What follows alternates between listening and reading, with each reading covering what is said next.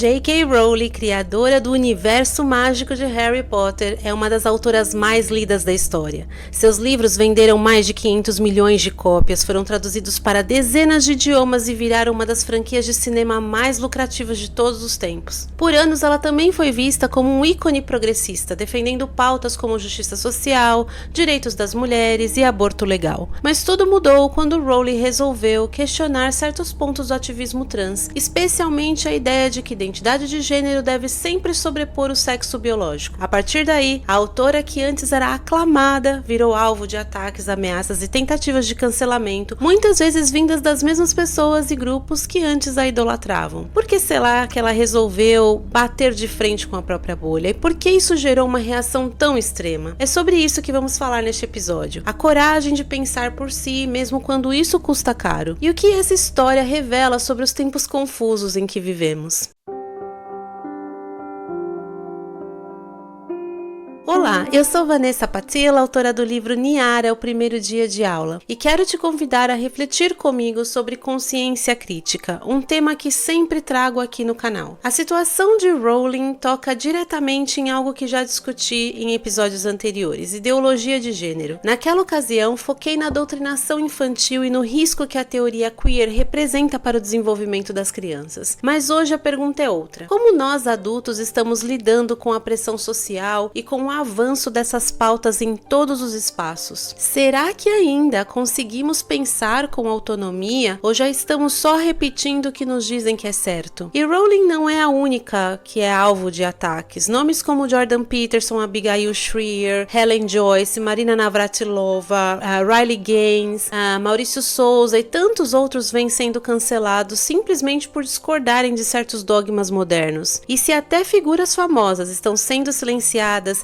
imagina o que não acontece todos os dias com pessoas anônimas. Mas quando é que J.K. Rowling resolveu mexer nesse vespeiro? Tudo começou lá em 2019, quando ela saiu em defesa de Maya Forstater, uma pesquisadora que perdeu o emprego por dizer que sexo biológico é real. Rowling tweetou algo como: vista-se como quiser, chame-se como quiser, durma com quem quiser, só não demita uma mulher por afirmar que sexo existe. E aí pronto. Acenderam fósforo. Pouco depois, em 2020, ela criticou o termo pessoas que menstruam, defendendo que apagar a palavra mulher nesse contexto também apaga a realidade feminina. A reação foi explosiva. Ela foi acusada de transfobia, boicotada e até os atores de Harry Potter vieram a público se distanciar dela. Em resposta, Rowling publicou um ensaio poderoso, revelando inclusive que é sobrevivente de violência sexual e expressando preocupação com a presença de homens biológicos em espaços exclusivos para mulheres, como banheiros e vestiários. Isso é crime previsto e equiparado ao racismo. Cara, mas você é um cara. Eu não sou um cara! Será que essas preocupações são um exagero? Será que seus tweets são mentirosos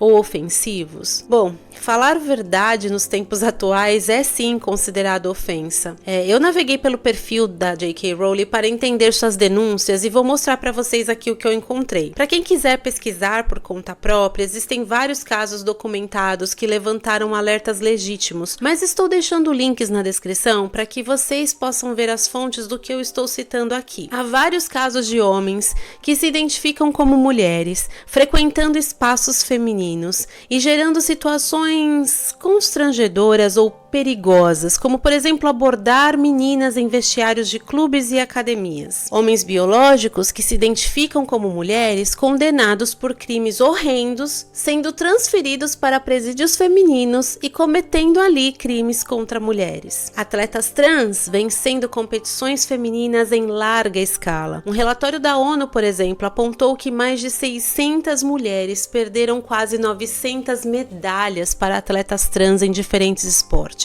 Você, mulher, se sentiria tranquila e segura se a polícia do seu país permitisse que homens biológicos pudessem fazer revista em você? Crianças de 2 anos sendo encaminhadas para clínicas de transição de gênero. Como uma criança de 2 anos pode saber sobre sobre ou sentir-se confusa com sua identidade, mas um advogado trans que defende a causa trans em Tennessee alega que essas crianças estão sofrendo por falta de tratamento. These are young people who may have known since they were 2 years old exactly who they are, who suffered for 6, 7 years before they had any relief. And what's happening here, it's not the kids who are consenting to this treatment, it's the parents who are consenting to the treatment. Homens biológicos amamentando. A NHS, órgão de saúde do Reino Unido, qualificou como desinformação a alegação de que mulheres trans podem amamentar com segurança.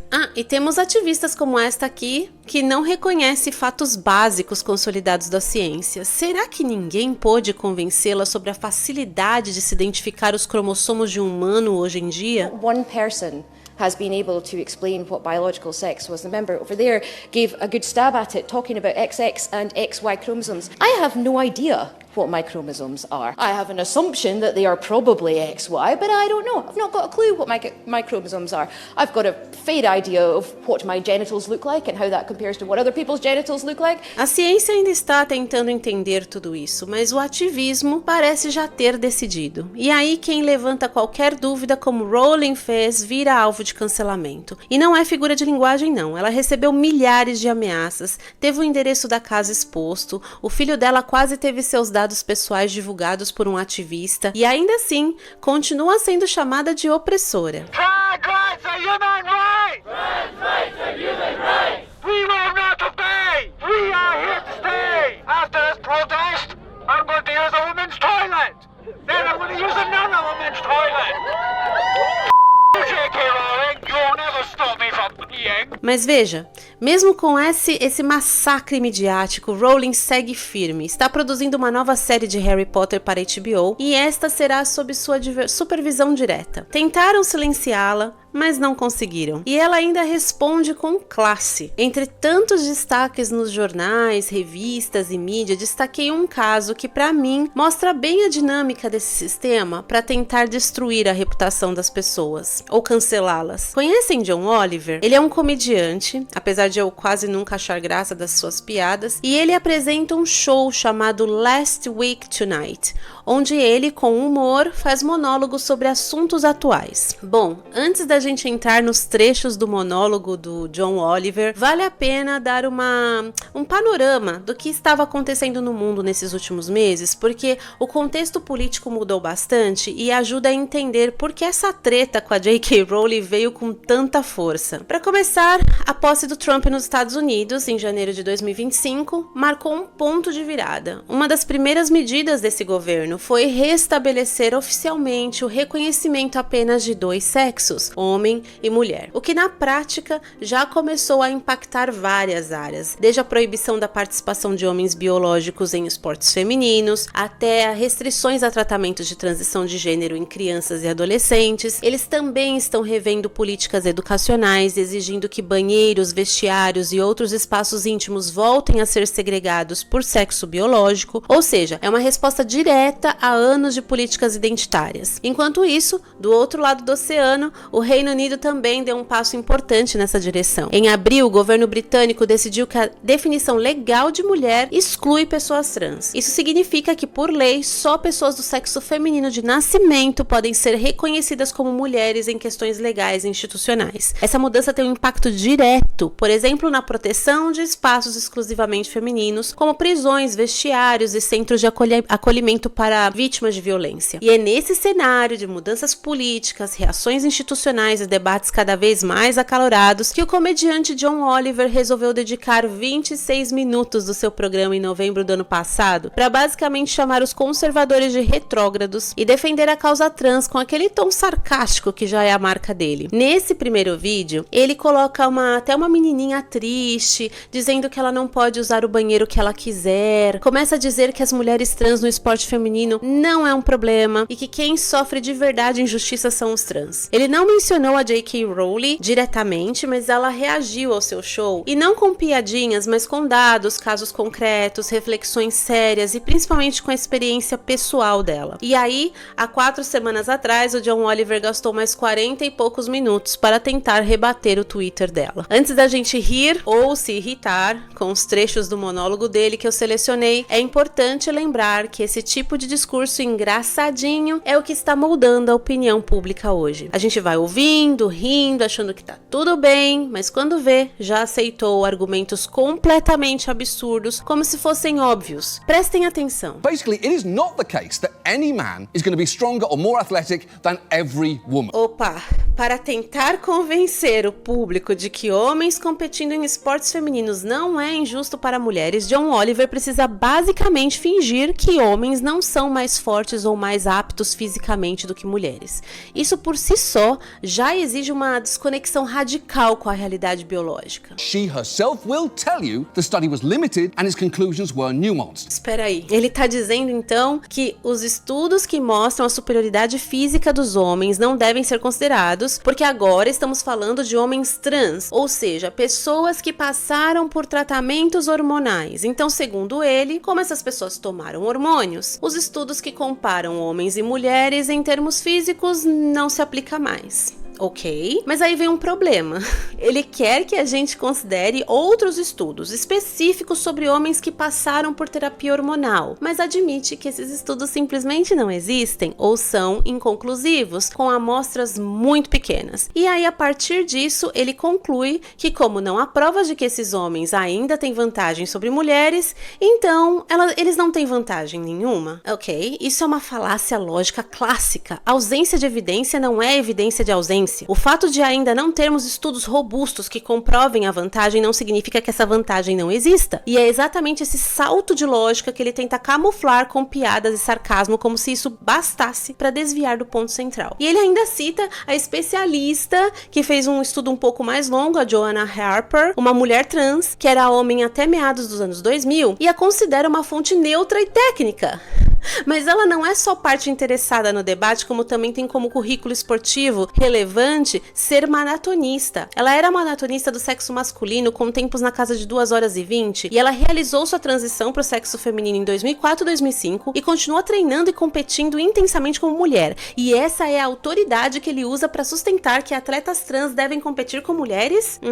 Isso diz muito sobre a falta de base real do argumento, mas continuemos. Trans women don't transition for sports. E quando finalmente parece que ele reconhece que existem pessoas questionando essas práticas, a sua defesa vira com a fala de Joanna. Ah, mas ninguém está se tornando trans só para competir com mulheres. Porém, essa não é a questão. A questão não é por que um homem quer competir com mulheres, mas sim o fato de que ele tem vantagem ao fazer isso. Não importa qual a motivação de Lia Thomas, o que importa é que Riley Gaines foi forçada a competir com alguém que tem uma estrutura corporal masculina, o que naturalmente a colocou em desvantagem. E sobre isso, especificamente isso, olhem que curioso, em 2023 a federação que organiza as competições de natação mundial abriu uma categoria para trans por essa questão de justiça e transparência. Mas olha que engraçado, ninguém se inscreveu. Além disso, repare numa assimetria curiosa, não vemos mulheres trans, ou seja, pessoas que nasceram biologicamente mulheres, competindo nos esportes masculinos em alto nível. Por quê? Porque elas não têm vantagem física. Não vemos mulheres removendo os seios e adotando hormônios masculinos para tentar disputar campeonatos de boxe contra homens.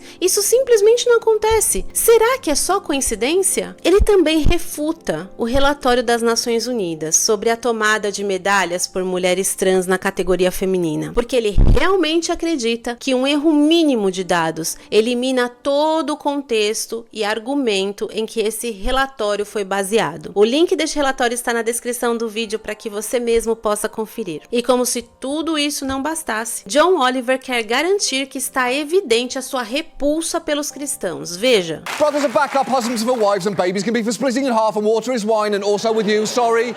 and with your spirit. Ele ironiza quem cita as escrituras para defender que existem dois sexos, mas ignora completamente que essa afirmação é corroborada não apenas por fundamentos religiosos, mas também por evidências da biologia, da anatomia, da medicina, ou seja, mesmo quem não acredita na Bíblia ainda pode reconhecer o que a natureza deixa claro. A fé não é o único pilar dessa verdade. O corpo humano também fala por si. Entre contradições e um apelo à dissonância cognitiva dos seus ouvintes, ele joga esses argumentos reducionistas num festival de sarcasmo vazio, sustentado por retórica emocional, e vai encerrando seu show atribuindo, como é de costume desses ativistas, aos cristãos o cinismo e o ridículo com a qual esse debate tem sido conduzido. Eu achei desnecessário atacar os cristãos novamente, mas me diga o que você acha disso. But the one thing I'd ask of you is that you recognize the ugliness of how this issue gets discussed and how it's being cynically used by some to advance the eradication of trans people generally, to get back to what they know from scripture, that trans people are a myth. You know, the same scripture that tells us the devil is an unemployed angel and hair is for foot washing or super strength and 2 fish and some bread is a catering order and boats are emergency zoos. Thanks be to God. Eu fico me perguntando se ele faria o mesmo contra os muçulmanos. Bom, como comentei em episódios anteriores, especialmente ao abordar a ideologia de gênero, é quase impossível estabelecer um diálogo honesto com aqueles que relativizam absolutamente tudo. São pessoas que rejeitam qualquer noção de verdade objetiva e que passaram as últimas décadas construindo uma nova ciência, enraizada em filosofias subjetivas e pautada na lógica binária de opressor versus oprimido, aplicada a praticamente todos os aspectos da realidade. Mas o detalhe aqui é que eles escolhem quem são os oprimidos. Repare o quanto a linguagem foi sequestrada. Palavras como amor, igualdade, resiliência e diversidade já não significam o mesmo que você estava acostumado. Na ideologia woke, amor se tornou sinônimo de aprovação irrestrita. Isso inclui até ato sexual com menores. Um amor carnal, entende? Igualdade passou a significar resultados idênticos, não oportunidades justas. Resiliência foi deturpada para justificar a exposição precoce de crianças a temas adultos. Diversidade virou um pretexto para impor uniformidade ideológica. Heterossexuais, cristãos, homossexuais, até eles, pessoas brancas, já não entram nesse pacote de diversidade. Essas palavras foram reprogramadas para servir a uma agenda que não busca integrar, mas dominar. Não se deixe enganar. O objetivo não é inclusão, é controle. Quando lemos os comentários em reportagens e vídeos sobre temas polêmicos como este, fica evidente que estamos imersos em bolhas completamente distintas, vivendo realidades paralelas com visões de mundo diametralmente opostas. São seitas nos dois extremos. Quem ousar questionar é cancelado. E é justamente por isso que o caso de J.K. Rowling nos oferece uma lição valiosa e urgente. Rowling não se posicionou contra os outros. Ela teve a coragem de questionar sua própria bolha ideológica e por isso foi difamada e ameaçada. Ao exercer seu senso crítico dentro do próprio campo progressista, mostrou o preço que se paga por pensar fora do script. Essa é a reflexão que quero deixar. Precisamos cultivar consciência crítica e, na minha visão, isso é impossível se continuarmos consumindo passivamente o entretenimento e o jornalismo televisivo, ferramentas há décadas utilizadas para manipular as massas. Ainda precisa de provas? Veja o que já está consolidado. O culto à personalidade parece estar ainda mais ritualizado. As pessoas se encantam com rituais macabros que as hipnotizam, as infantilizam e elas chamam aquilo de arte. A ideologia de gênero em alguns países já é questão resolvida, o mesmo com relação a aborto, drogas e mudanças climáticas. Quando chegamos a este ponto em que o debate foi encerrado, estamos vivendo realmente um retrocesso. A internet, que prometia liberdade e informação, tornou-se uma extensão anestésica da velha TV. Tudo vem mastigado, interpretado por âncoras e influenciadores e passamos a nos sentir sabidos sobre tudo, quando na verdade somos saturados de dados, mas carentes de sabedoria. Pergunte-se, com que frequência você ainda se faz perguntas fundamentais? Será que isso é verdade? Qual a motivação dessas pessoas ou dessa causa? O que essa música está querendo dizer? O que esse ritmo causa em mim? O que eu devo fazer agora que eu sei isso? E não precisamos provocar ninguém, mas precisamos sim nos posicionar. O mundo como o conhecemos está mudando e rápido, e se não despertarmos, ele se tornará irreconhecível. Eu não sou conservadora no sentido de querer congelar o passado ou reproduzir cegamente as suas fórmulas. Ao contrário, questiono abertamente muitos dos fundamentos da própria civilização ocidental. Mas eu sou conservadora no sentido mais profundo, aquele que busca discernir o que merece ser preservado. A modernidade tem seus méritos, mas nem tudo que é novo representa progresso. Eu valorizo o legado do cristianismo, do judaísmo e do capitalismo. Esses pilares, mesmo com todas as suas imperfeições, sustentaram conquistas fundamentais como a dignidade humana, a liberdade individual e a ideia de civilização. Jogá-los fora, em nome de slogans vazios, não é renovação, é destruição. A verdadeira barbárie, para mim, é a tentativa de silenciar quem ousa questionar e de desmontar os alicerces da nossa cultura sem oferecer nada que seja de fato mais justo, mais sólido ou mais humano em seu lugar. Se este episódio fez sentido para você, não se esqueça de dar um like nesse vídeo, se inscrever no canal, comentar, dar suas opiniões de forma respeitosa, por favor. Assim a plataforma entende que o conteúdo é relevante e alcançará ainda mais pessoas. Muito obrigada pela honra da sua atenção. Eu desejo a todos muita clareza e paz. Até o próximo vídeo.